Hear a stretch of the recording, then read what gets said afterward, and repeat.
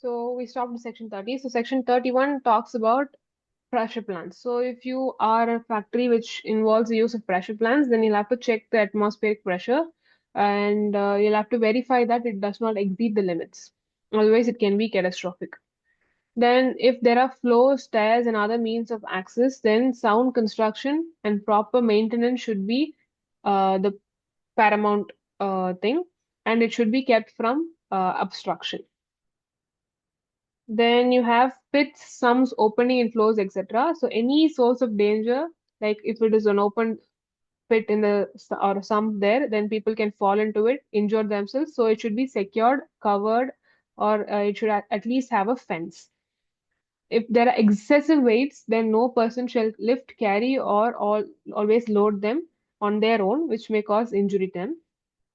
If there are, lights and glare involved and such chemical fumes involved, then effective screens or suitable goggles should be given for their protection. Precaution against dangerous fumes. So you'll have to have precautions so that dangerous fumes are not, inhaled by the workers. You have to take special measures. Then precautions regarding the use of portable electric, right? So if it is going to be very dark in the area where manufacturing is happening, then probably use a portable electric light, which will have a voltage exceeding 24 volts at least.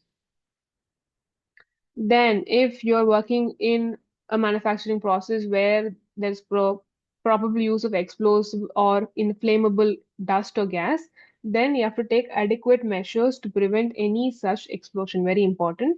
And if it is, more and more probable for a fire to break out in a particular manufacturing process, then you have to take all measures to prevent the outbreak of fire and its spread.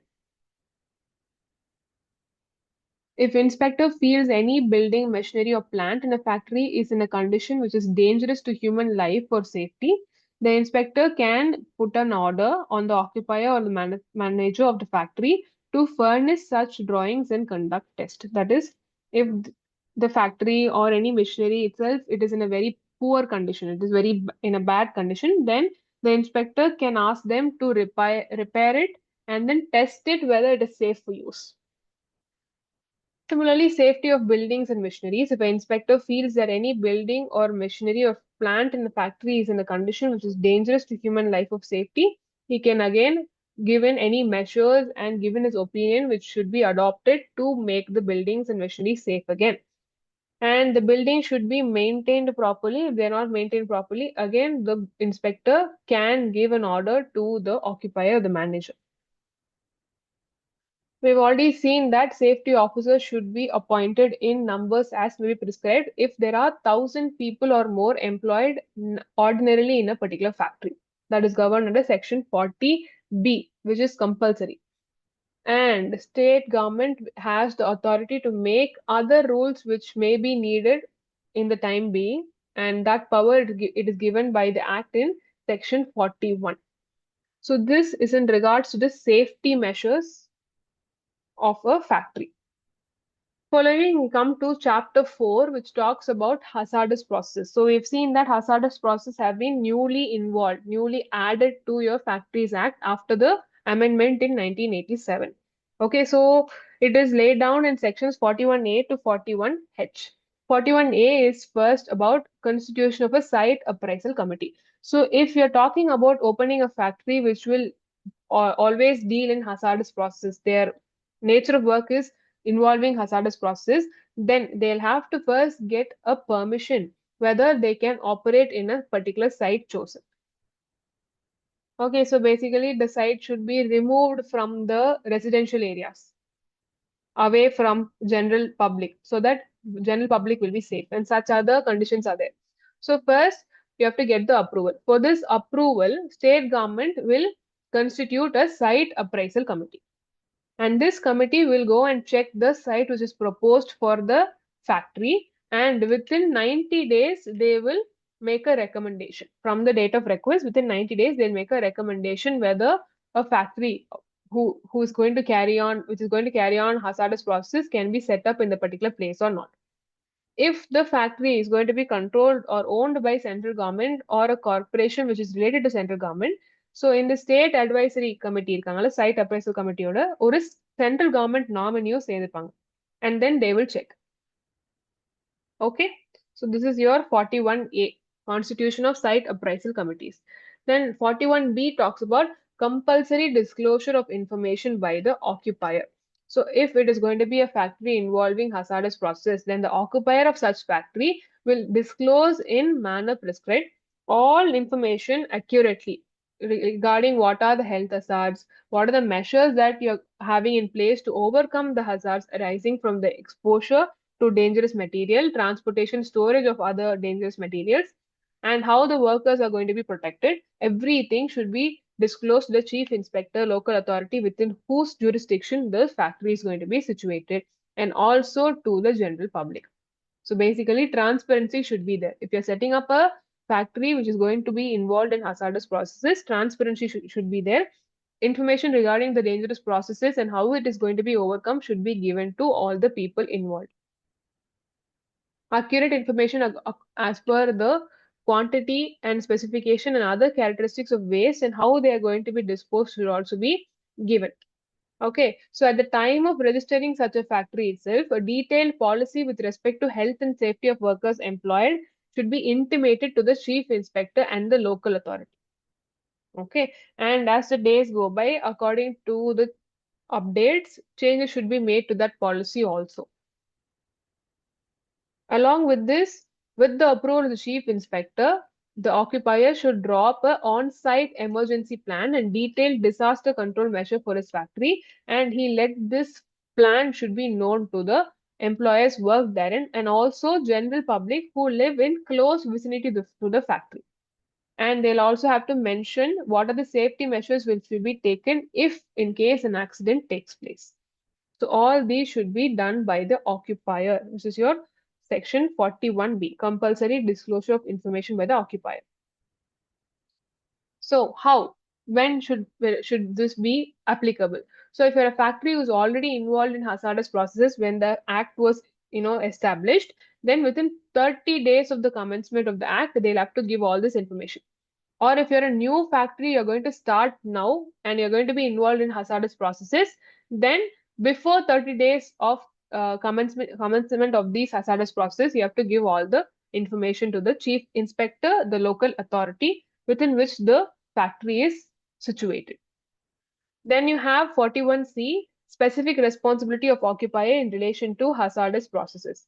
So every occupier of a factory which is dealing in hazardous processes, they will maintain accurate and up-to-date health records and medical records of the workers who are involved in any chemical, toxic or other harmful substances manufacturing, storing or transporting. Okay, and these records will also be open to the workers as in conditions as may be prescribed. And if you are a occupier of a hazardous process factory, then you will appoint only those people who actually have the qualification and experience to handle hazardous substances. And they should also be competent enough to supervise and handle the factory. Clear? And the occupier will provide medical examination of every worker before such worker is assigned to a job which involves in handling or working with a hazardous substance. And if he is continuing the job or he has ceased to work in such a job at intervals not exceeding 12 months, you have to give periodical health checkups also. Then you have section 41D. It is the power of central government to appoint inquiry committee. Despite all the processes to prevent any accident, still if an event has occurred, an extraordinary situation has happened in a factory, to inquire into what happened, the central government can appoint an inquiry committee. Okay, so what they'll do, they'll come and observe the factory, the safety measures in the factory. They will find out why such incident happened, whether there was any failure of implementing the rules, whether there was any negligence in the adoption of the safety measures. All this will be checked by the inquiry committee. Okay, the inquiry committee will have a chairman and 2 members, and the terms of reference of the committee and the tenure, the period in which they'll be in the committee will be prescribed by the central government according to the situation. Then you have 41E, emergency standards. So if there are no particular standards prescribed for a particular nature of hazardous work, then the Director General of Factory Advice Service and Labor Institute will be notified, and they will give you emergency standards which will be followed during the hazardous processes. So every process there is usually a list of requirements set out.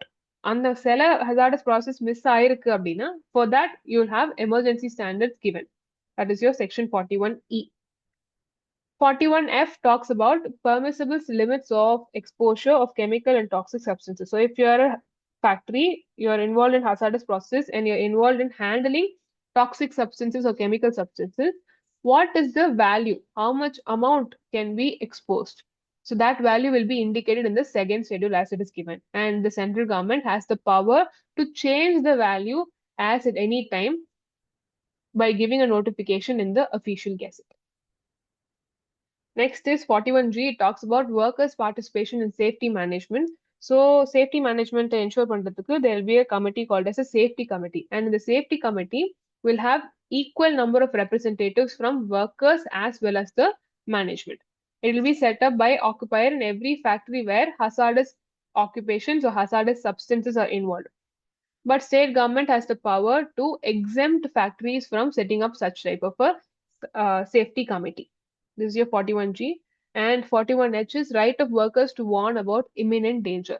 If the workers have reasonable apprehension, reasonable idea that there is a likelihood of a danger happening to their lives due to any accident, they may bring this to the notice of the occupier, agent, manager, or whoever is in charge of the factory. So once the in charge comes to know about this imminent danger, they'll have to take immediate remedial action to prevent such accident from happening. If suppose the owner or the occupier or the in charge feels that அப்படி ஒன்றும் danger இல்லை அப்படின்னு அவங்க feel பண்ணாங்கனாலும், it is their duty to tell it to the local inspector.